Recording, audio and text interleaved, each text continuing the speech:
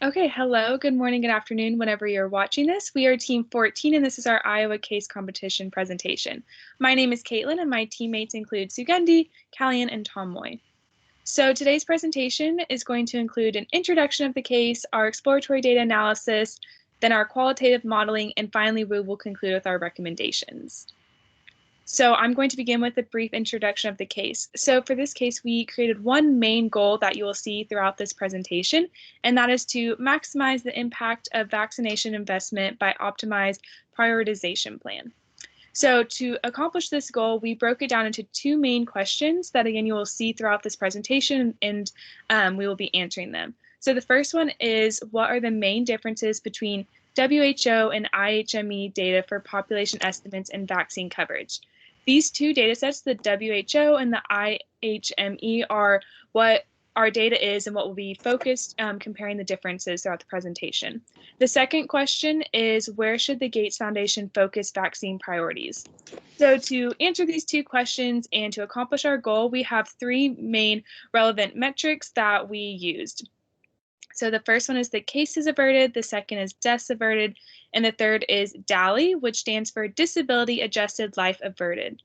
Now that you have a brief introduction, I'm going to explain a little bit about the data and do kind of the brief overview of the exploratory data analysis. So like I said, we are mainly comparing this IHME population data and the UN population. So this shows an overview of it, and we were specifically looking here at ages 0 to 5 as this is a focus for vaccines.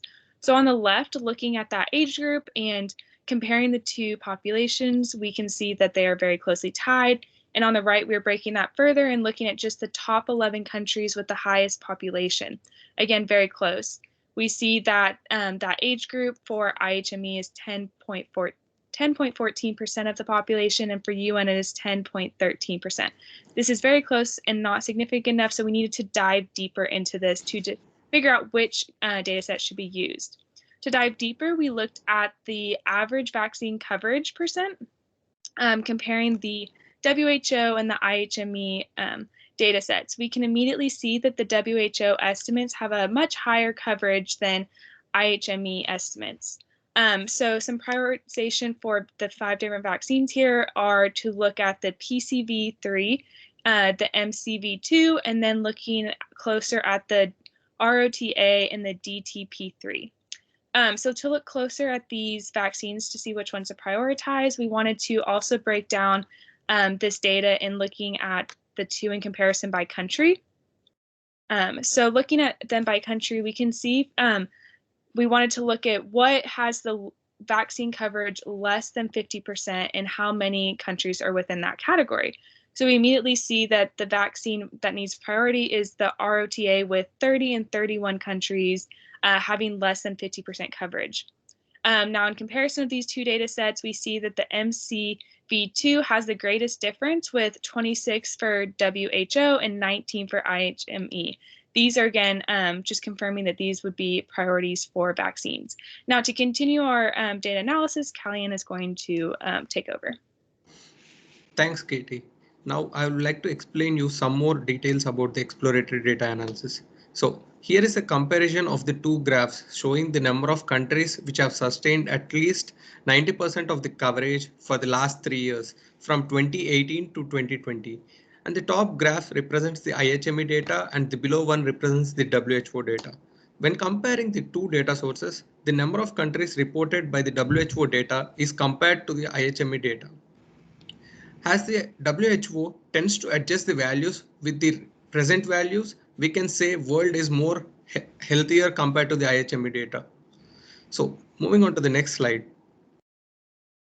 This slide compares the IHME and WHO MCV vaccine coverage from 2018 to 2022. As per the WHO data, all the income categories doesn't show any increase in the coverage, but as per IHME, the growth rate for the low and lower middle income countries are high.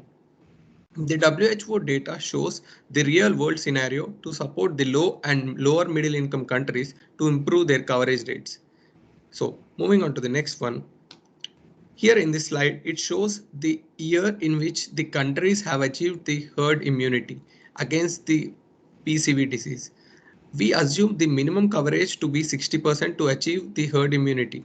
And as per the IHME data, the countries such as India, Chad, Somalia haven't yet started their immunization for PCV or weren't able to achieve the herd immunity for PCV diseases, which isn't true. Whereas the countries such as Sri Lanka, Cuba haven't prioritized PCV in their immunization records, which is clearly evident from the WHO data. And the countries such as Bhutan, Mongolia, and Indonesia have also recently introduced PCV into their policies. So it might take long time to achieve herd immunity as they are lower middle income countries, which is evidently visible in the comparison highlighted in the shown graph. As majority of the funds are diverted to COVID in the last 2 years, the unvaccinated populations have been increasing. This is clearly evident in the bottom graph, but the IHME data tends to forecast the decreasing trends due to their models not adjusting to the availability of actual values. We need to prioritize these 12 countries as the unvaccinated people tend to increase year on year. So finally, here in this graph, we are going to introduce an important metric, which is the ratio of DALYs averted to the coverage ratio, which also can be assumed something like the return on investment. So the values near to 1 indicate higher effectiveness of the coverage, but the IHME data shows the country Somalia has 4x returns, which isn't like non-trustable. So the countries such as Nigeria, Kiribati, Lao, and Djibouti are having ratio less than 0.5, which means they need attention even after vaccination. So now our teammate Sugandhi will explain you through the modeling results. Thank you, Kalyan. So after a better sense of the data was gathered through the visualizations, a few unsupervised machine learning models were run to identify important patterns in the data. To spot potentially similar countries based on their population and vaccine coverage rates, the k-means clustering algorithm using range standardization and Ward's method was leveraged. The data used for this model came from the UN population estimates and the UN vaccine coverage estimates. The behaviors analyzed were the percent change in the population of each country across 5 decades, the percent change in the vaccine coverage since it was first introduced in each country, and the deviation of the current vaccine coverage from the global average. The result of this method was 3 neatly formed clusters that were profiled on several characteristics. So cluster 1 was the group of mostly sub-Saharan countries that demonstrated a marked increase in population since 2000, had mostly low and lower middle income, and were initial self-financing with transition phases. Cluster 2 was the group of countries from different continents that had steadily increasing populations, had low income, and were mostly initial self-financing. Cluster 3 was composed of countries from South and Central Asia that saw a decreased population trend since 1990. It was clear to see, next slide please. It was clear to see based on the vaccine coverage profile that cluster 2 was the most at risk with only slight growth in vaccine coverage rates since their introduction into a country and less than average present day coverages. While it was important to identify patterns based on trends in population and vaccine coverage, insights from analyzing health impact were also important. A second k-means clustering model with the same configurations as the previous one was used to visualize potential patterns in the deaths averted rates and DALYs averted rates by country. Cluster 1 with relatively poor average DALYs averted and deaths averted rates was identified as being the most at risk. This is the group of countries that, despite having lower middle income and being mostly self-financing, spoke of low positive vaccine impact. Cluster 2 was the least at risk with relatively higher average DALYs averted and deaths averted rates. These countries were mostly low and lower middle income and were initial self-financing. Cluster 3 was in a reasonably good place, having relatively fair aversion rates. With that being said, I'd now like to hand this off to Tanmay, who will talk to you about the team's suggested prioritization plan. Thank you, Sugandhi. So far in our case, we have worked on two major themes. First one, which data source we'll be using, and secondly, how are we prioritizing our resources to maximize our health impact. As from Collian's analysis, it has been very clear to us we are preferring WHO. If we ask why, in terms of health impact, precisely WHO gives us a more conservative estimate that helps us to be cautious and optimize our resources accordingly. On the other hand, IHMA provides a more optimistic picture that can have some adverse impacts at times. If we summarize the points, we see WHO is identifying more countries with lower coverage, higher casualties, high number of low coverage and low number of high coverage, and finally, increasing trend in non-vaccination. Also, another very compelling reason to not go for IHME is IHME is also showing some negative coverage for as high as 7 countries. So we can conclude we are going with WHO for better predictability and better prioritization of our resources. So now comes the question how we are prioritizing.